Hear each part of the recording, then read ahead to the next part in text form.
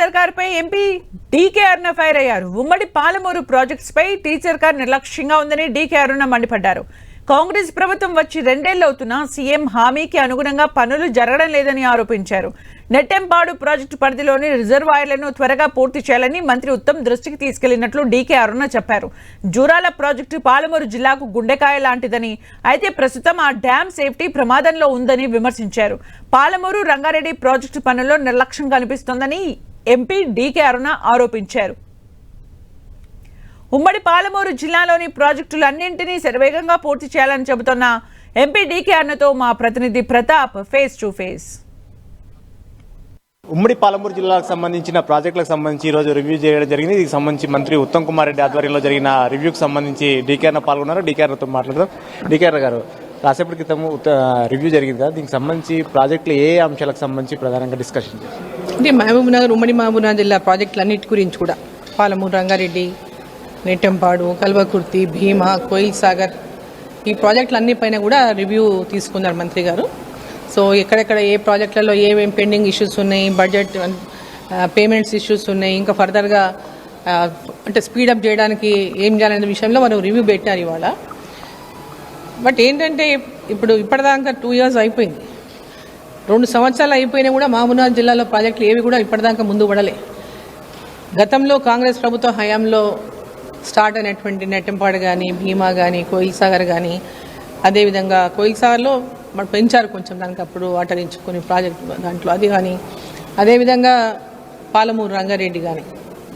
పాలమూరు రంగారెడ్డి అప్పుడు కాంగ్రెస్ ప్రభుత్వంలోనే జీవో ఇచ్చినప్పటికీ 10 సంవత్సరాలు ఉన్నటువంటి టీఆర్ఎస్ ప్రభుత్వంలో అది ఇప్పటిదాకా దాని అతిగతి లేనటువంటి పరిస్థితి మనం చూస్తున్నాం ఇప్పుడు. అదేవిధంగా అప్పుడున్న ఆన్గోయింగ్ ప్రాజెక్ట్స్ నెట్టెంపాడు, భీమా, కోయిల్ సాగర్, అదేవిధంగా కల్వకుర్తి, జూరాల ప్రాజెక్టు కింద కూడా అనేకమైనటువంటి R&R సెంటర్లోనే ముంపు గురైనటువంటి గ్రామాలు, అప్పటి నుంచి ఇప్పటిదాకా ముంపు గురైనటువంటి గ్రామాలు అనేక పనులు ఇంకా పెండింగ్ ఉన్నాయి. RR సెంటర్లలో ఇంతవరకు దేవాలయాలు కూడా కంప్లీట్ కాలేదు. పోయినప్పుడల్లా ఊళ్ళలో వాళ్ళు మా గుడి కంప్లీట్ కాలేదని ఇగో సగము పూర్తయినటువంటి గుళ్ళను చూపిస్తుంటారు. సో గత 10 సంవత్సరాలు టీఆర్ఎస్ ప్రభుత్వం దాని పూర్తిగా నిర్లక్ష్యం చేసింది. మరి ఇప్పుడు కాంగ్రెస్ ప్రభుత్వం వచ్చి 2 సంవత్సరాలు అయిపోయింది. వీళ్ళు వచ్చిన తర్వాత కూడా ఆ టెంపుల్స్ని ఇప్పటిదాకా కూడా పూర్తి చేయలేకపోయినారు. అదేవిధంగా ఈరోజు నెట్టెంపాడు కింద ప్రాజెక్టులలో రిజర్వాయర్లు ఉన్నటువంటి అన్ని రిజర్వాయర్లలో కనుక మనం తీసుకుంటే ఆల్మోస్ట్ 11 TMC పైన నీళ్ళు అక్కడ మనం నిలపగలుగుతాం. కూటెందొడ్డి కావచ్చు, రాలంపాడు కావచ్చు, నాగర్దొడ్డి కావచ్చు, తూముకుంట కావచ్చు, సంగాల కావచ్చు, ముచ్చోన్పల్లి కావచ్చు, చెన్నోన్పల్లి కావచ్చు, వీటన్నిటి కింద కూడా దాదాపు 11 TMC వాటర్ మనం స్టోర్ చేస్తుంటే రిజర్వాయర్లు అప్పుడు నెట్టెంపాడు కింద. ఈ నెట్టెంపాడు కిందకి సంబంధించి రిజర్వాయర్లు కెపాసిటీ పెంచాలని ఒక ప్రతిపాదన తీసుకొస్తుంది. దీనికి నేను ఇప్పుడు అదే నా సజెషన్ ఇచ్చిన. ఇప్పుడు ఉన్న రిజర్వాయర్లని